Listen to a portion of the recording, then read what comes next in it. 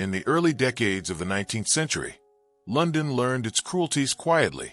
They moved through silk and candlelight, through smiles practiced to perfection and glances sharpened into weapons. On one such winter evening, beneath chandeliers that blazed like captured constellations, a young woman stood at the margin of a royal ballroom and understood that she did not belong. Her gown was modest, carefully chosen, the pale blue silk unadorned save for a ribbon at the waist. It could not compete with the diamonds that burned at other throats, nor was it meant to. She carried herself with a composure earned through years of careful self-command, her chin lifted, her hands folded, her breathing steady. Yet around her, conversation thinned, laughter softened, and eyes passed over her as one might glance at a painting hung too low to merit inspection. They spoke of her without naming her, a lady whose connections were respectable but insufficient, a presence tolerated by courtesy alone. It was said she had been invited through the kindness of a distant relation, that her future would be sensible, quiet, and unremarkable. The words floated gently, as all cruel things do when spoken by those who need never feel their weight. Across the room stood the Duke of Ashbourne, newly inherited, impeccably composed, and already weary of his own importance. He was everything the room admired, tall, dark-haired, severe in expression, his bearing shaped by tutors, who taught him restraint before affection and duty before desire. The title rested upon him like a mantle he had never chosen, yet could never remove.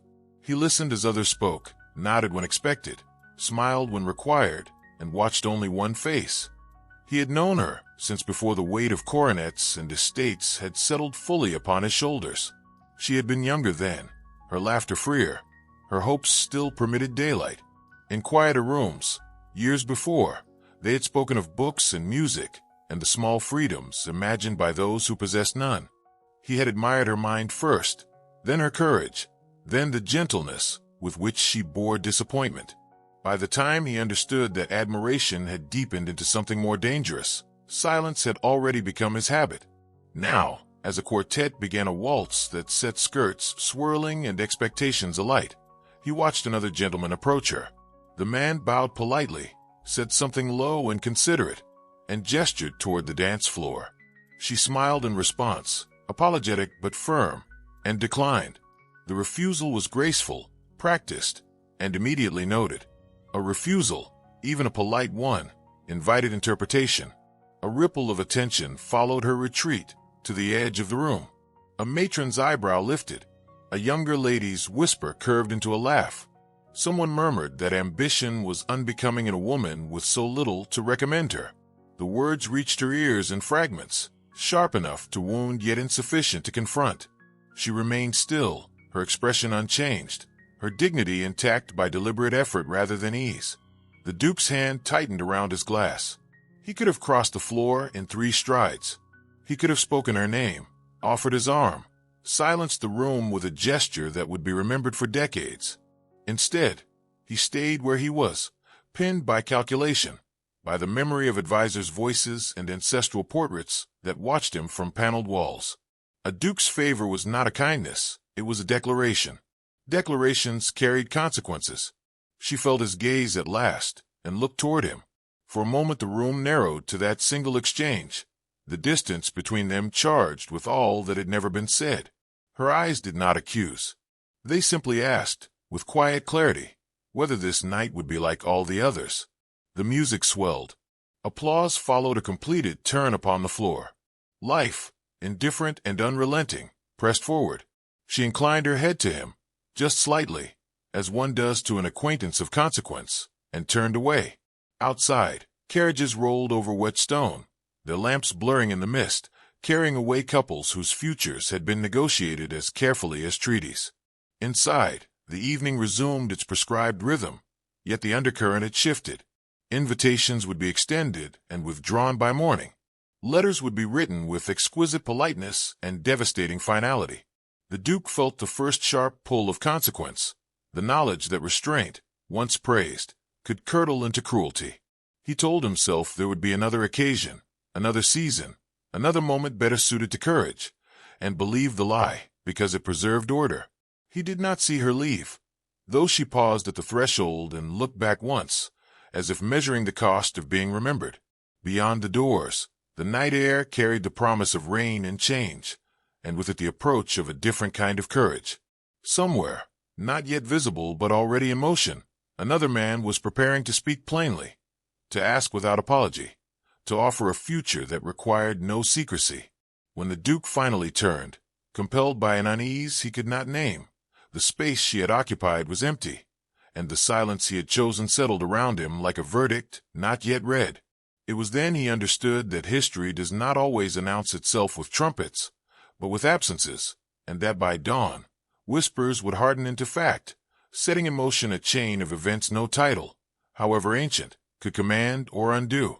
And so the night closed gently, carrying away what might have been, while the future, indifferent and inexorable, began its slow, irreversible advance before any heart was ready.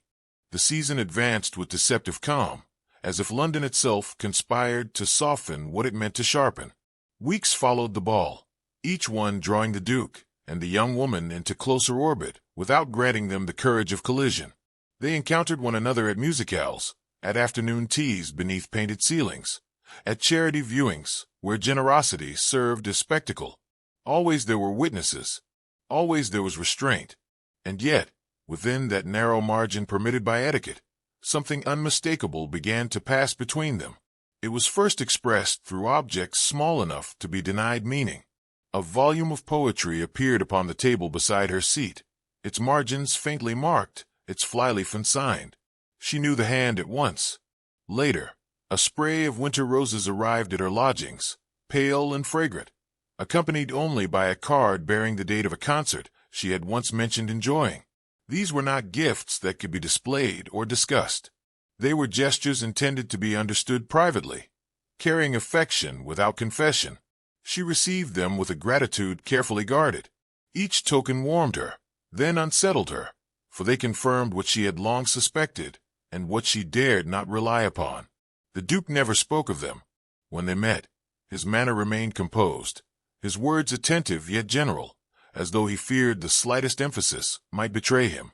Their conversations skimmed the surface of safe subjects, but beneath them ran a current of awareness that left her breathless and vigilant in equal measure. Others were less delicate in their observations. London noticed patterns as it noticed fashion, and soon the whispers returned, sharpened now by speculation. Why should a duke attend so closely to a woman with neither fortune nor title to recommend her? Why should his gaze follow her so persistently, his movements aligned so often with hers? Questions gathered, finding voice in drawing rooms and corridors where reputations were weighed and found wanting. The pressure found her first. Invitations arrived with irregularity. Smiles cooled. A friend warned her gently that she was spoken of too frequently for her own comfort. It was suggested she conduct herself with greater caution, that she remember her position, that she avoid encouraging notice she could not justly claim. She listened, thanked them, and returned home each evening to sit quietly with the evidence of his regard hidden away, like contraband. For the Duke, the scrutiny took another form. He was reminded of expectations long deferred. A match was proposed, suitable in every respect, carrying alliances and advantages too numerous to ignore. The lady in question was amiable, well-born, and widely approved.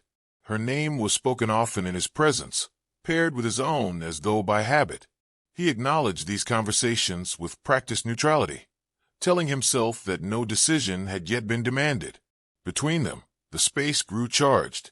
When they encountered one another now, there was urgency in their politeness, a sense that each exchange mattered more than it ought. Once, in the crowded anteroom of a gallery, his hand brushed hers as he guided her aside.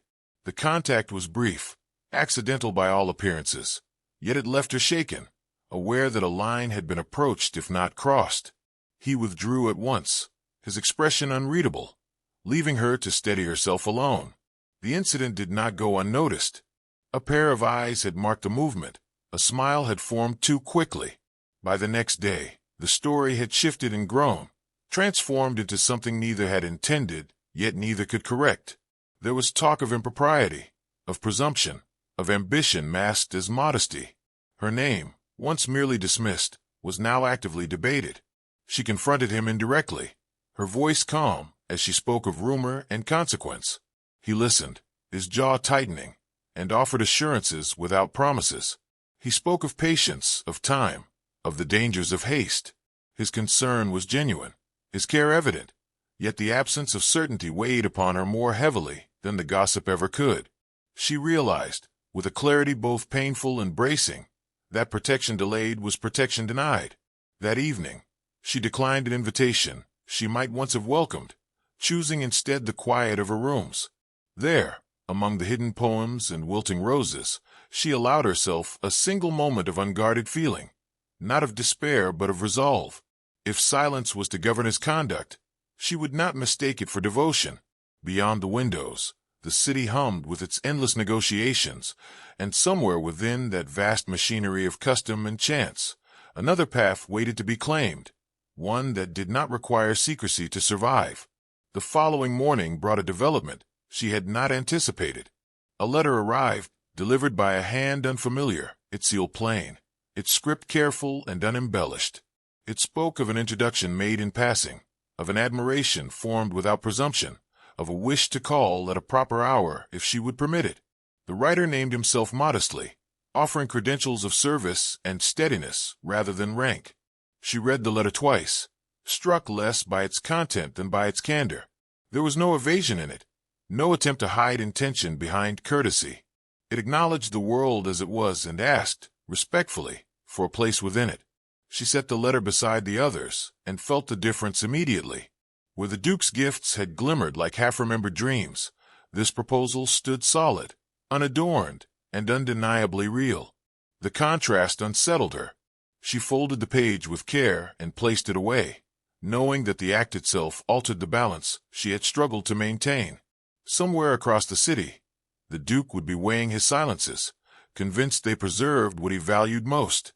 She stood by the window as clouds gathered, aware that discretion had carried her to this moment, and that whatever came next would demand not patience, but decision.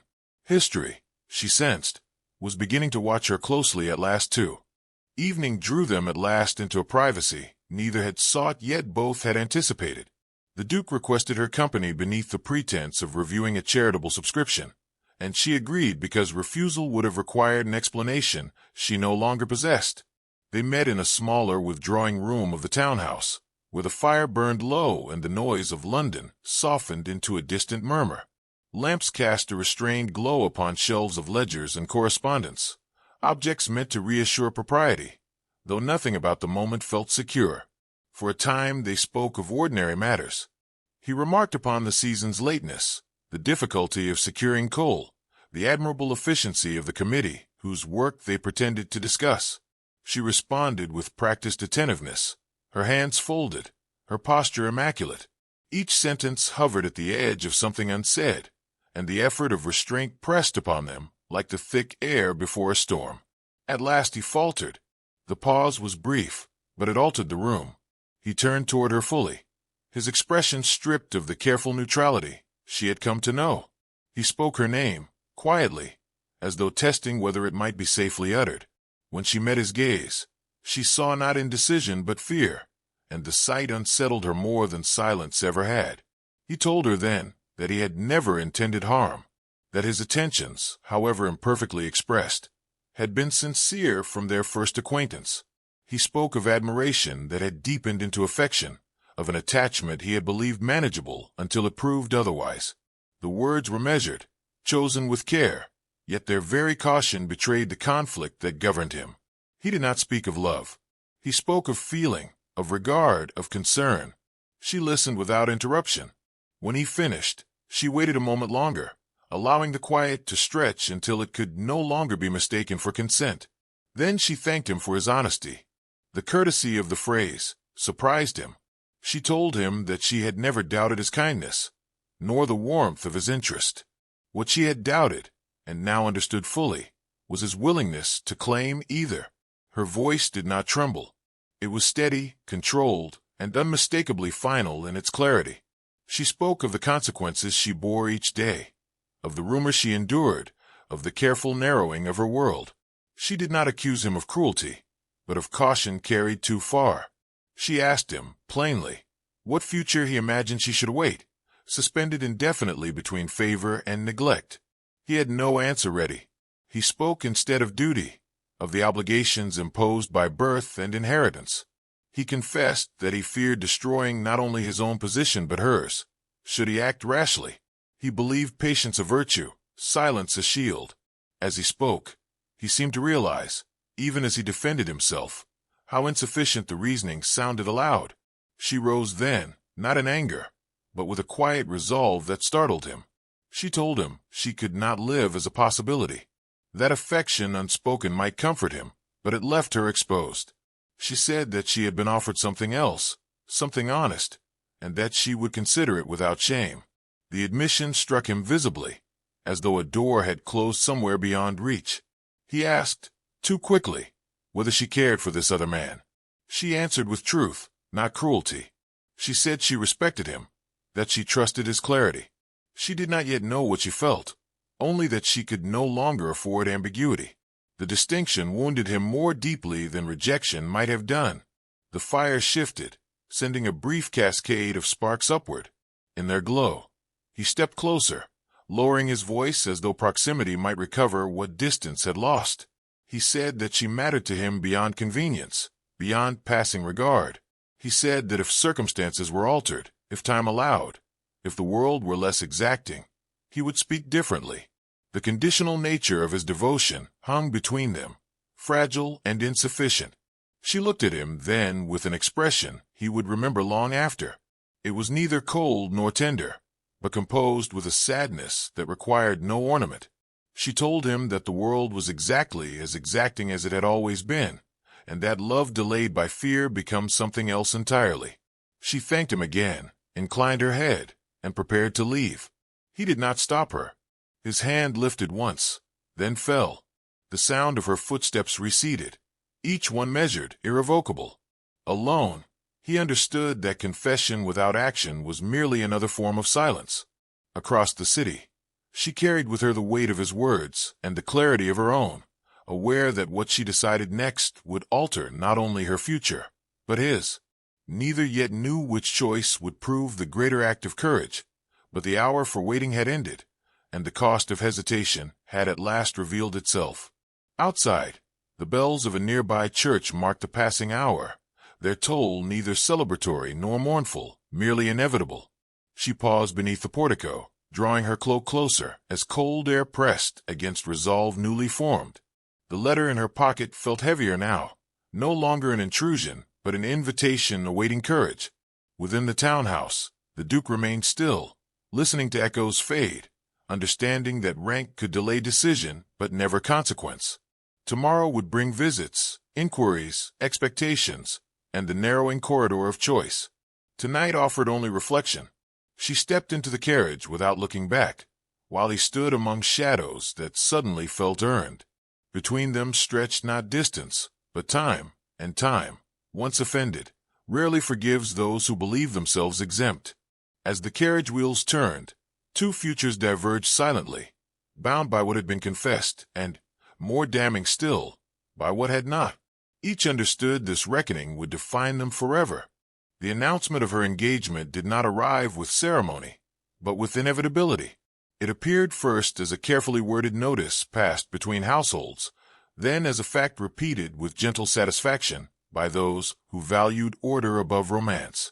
Her name was spoken now with approval, paired with a gentleman whose prospects were steady, whose intentions were clear, and whose position invited no speculation. London received the news as it received all resolutions, with interest quickly dulled by relief. She accepted the attention with composure.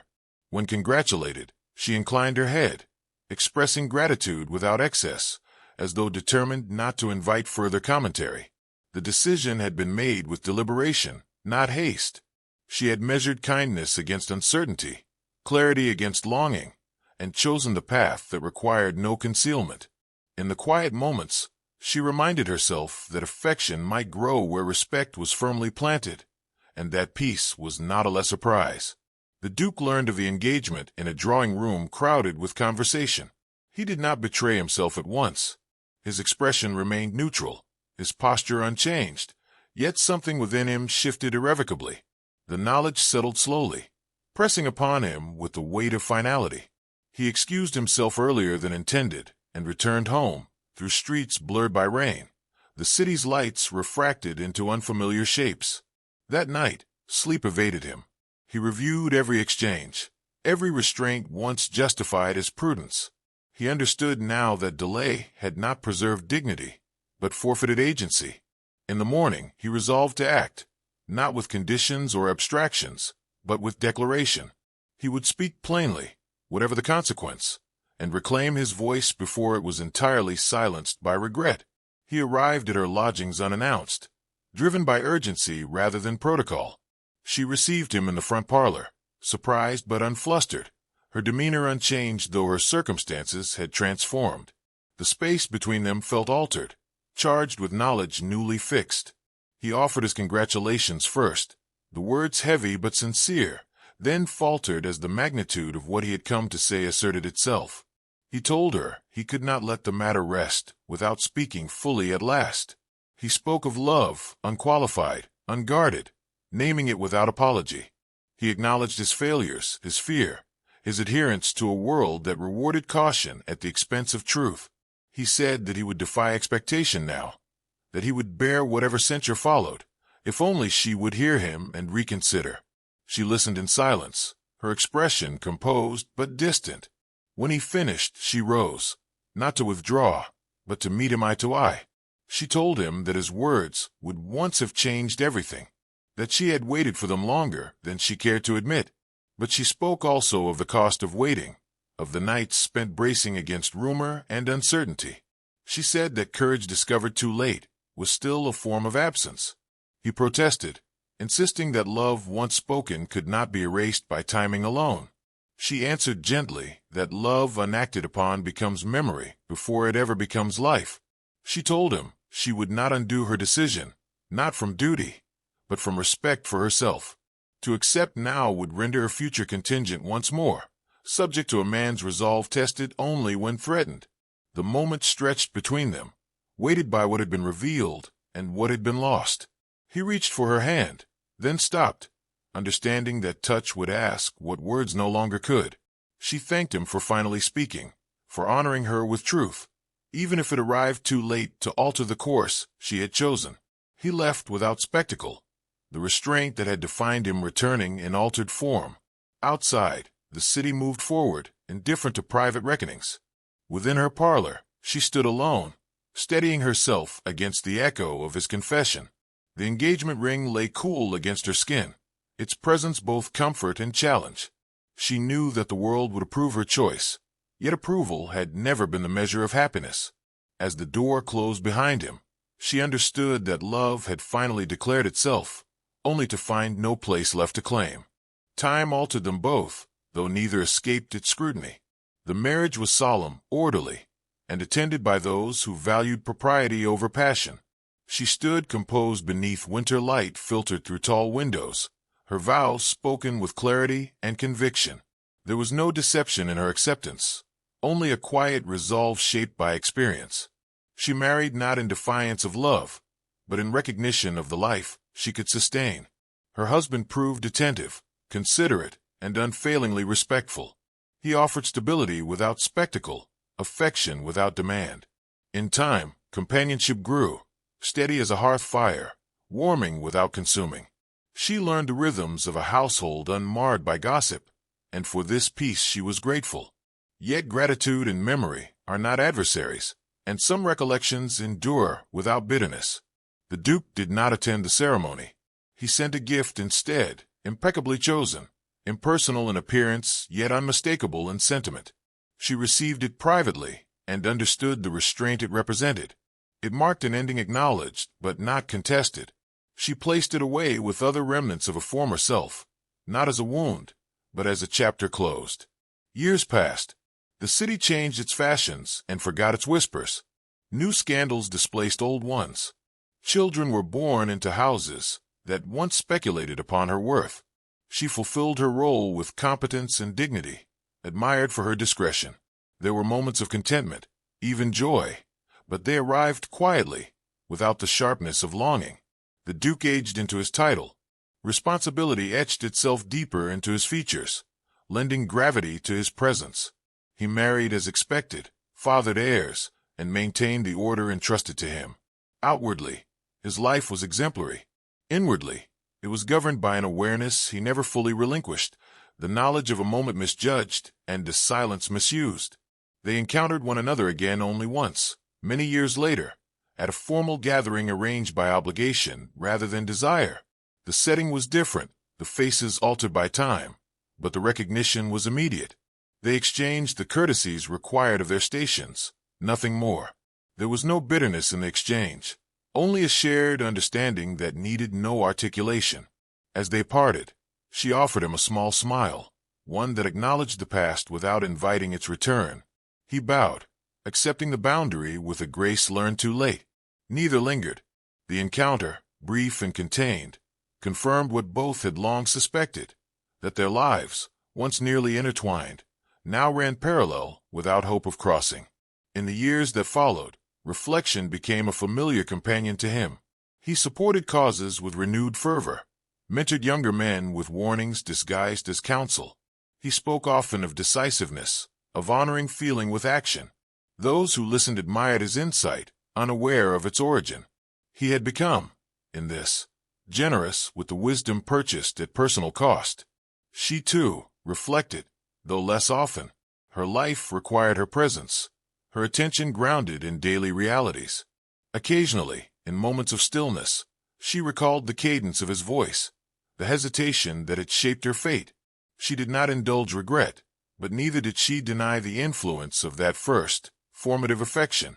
It had taught her the value of choice, even when choices wound. Toward the end of his life, the Duke requested that certain papers be burned unread. Among them were letters never sent, words never risked. The act was not one of shame, but of release.